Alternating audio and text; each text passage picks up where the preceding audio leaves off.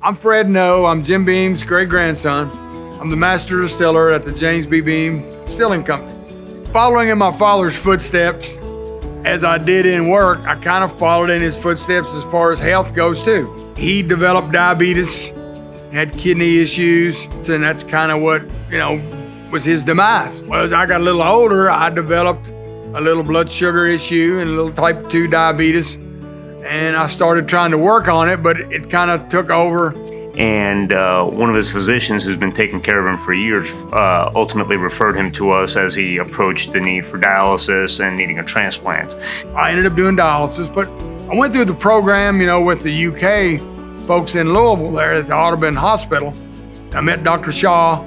He was one of the first doctors I met. And I said, well, you're not going to give a kidney to a guy 64 years old. Oh, you got plenty of life left in you. We're going to do some tests and we'll see if you're a good candidate. So I went through the barrage of tests, meeting with them, periodically, doing blood work, urine work. My kidney function was declining. But I do talk to every patient, whether it's Fred No, John Doe, or Jane Doe, exactly the same way. Because patients are patients, they're part of my extended family, if you will. I feel like it's the right thing to do to talk to them, just like I would want someone to talk to me about my own family member or myself, as an example. And we were looking for a, possible candidate. Well, family, there was really no, because I only have one son and my wife. They weren't real crazy about my wife doing it, because who was going to take care of me? If my wife gave me a kidney, who's going to take care of both of us? Our head of HR, she used to be PR, Paula Erickson, she called me one day and said, Fred, would you consider us opening up your search for a kidney to the company? So what Paula did was she opened it up just to the state of Kentucky first. She just sent out a blanket email to all the employees, explained my situation, that the diabetes had, set in and I was going to have to looking for a kidney. Living donation is when you have a friend, family member, someone in the community, someone that hears your story, they want to help. They call in to the transplant center and express that desire to help someone in need. They are thoroughly evaluated, and if deemed compatible and safe, then they're the person that's going to give you one of their kidneys. Once I heard, I had thought about donating a kidney before to a previous friend of ours from Jim Beam. She had needed one. During the time my sister was going through breast cancer, and she said, Dan, please don't do that right now. I said, okay. And then when Fred happened, he needed it, I kept saying, Fred, what's your blood type? What's your blood type? Well, I don't know. I said, well, you need to find out. I started reading on it, and the statistics look good. I'm a healthy person. And I thought, well, to myself, thought it was a good thing to do. It was something I could do for somebody, and if I was healthy enough, that's what I would do. Statistically, it's been proven that living kidney donors have better outcomes. Those recipients that receive the living kidney donor have better outcomes than deceased donors.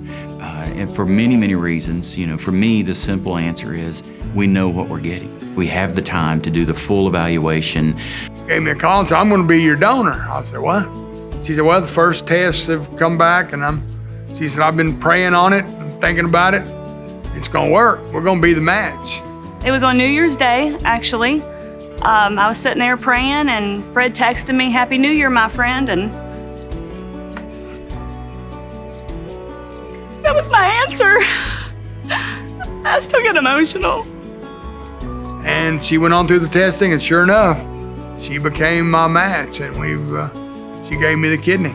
People can donate kidneys, as we know, as a living donor and be just fine. We certainly work up any potential patient, like in this case, Deanne. We worked her up, made sure she was very healthy, made sure that to the best of our ability that we weren't going to set her up for a problem down the road. And once we checked out those things, she was able to donate. Anyone that's interested in being a kidney donor has to refer themselves. No one can refer you to be a donor. It's a self-referral process. It's all voluntary.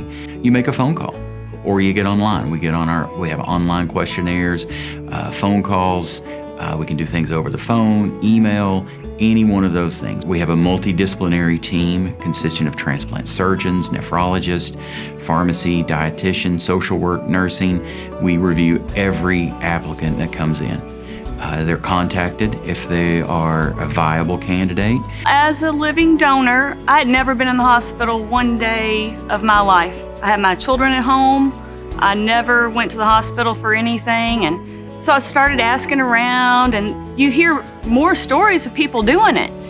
And I did the surgery at UK April 23rd of 2021. And Dr. Shaw did the surgery. The whole team up there, were great to him. So if you have a friend, family member, or you see a story, if you have the thought that you want to be a living donor, it's okay to explore. It's okay to make a phone call to get more information. Just because you call does not mean that you have to go through with this. Even as a donor, if you start the process, it's voluntary. Every step of the way, we make it very, very easy to put the brakes on. Hopefully you trust the program where you're going, you trust us, and knowing we're doing this only if it's safe. We turn down far, far many more people than ever donates. Somewhere in the 10 to 20% range of patients that are actually call and refer themselves become donors. Most of those are for their own safety.